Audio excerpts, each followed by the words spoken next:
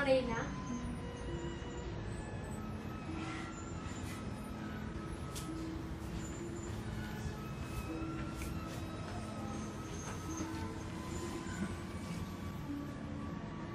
Binabati ko kayo. Sapagkat inulat sa aking akhi, mahusay na raw kayong humawak ng sandata. Abisala Eshmaina. Ngunit, minsan raw ay sakit kayo ng ulo sa kanya.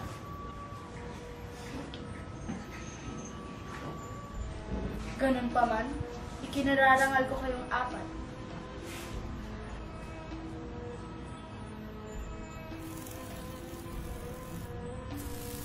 Ang ganda ng mga paru-paro.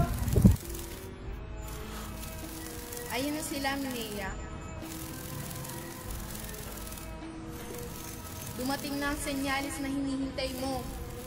Tama ka, Buya. Ito na ang tamang panahon upang mamili ako ng hahalili sa akin bilang reyna ng mga diwata.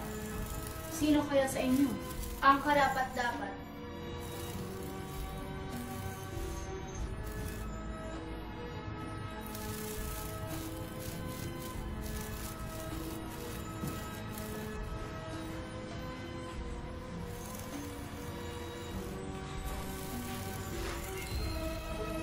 Bilang pangalan, wala pong karapat-dapat na humalili sa inyo, ina, kung hindi po ako.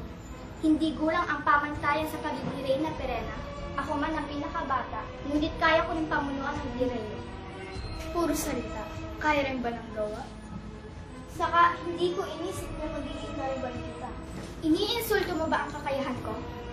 Huwag na kayong magtalo, sapagat hindi niyo makukuha ang inyong ninanais sa ganyang paraan. Sa ano po bang paraan pipiliin ang pagiging reyna, ina? Sa isang pagsubok.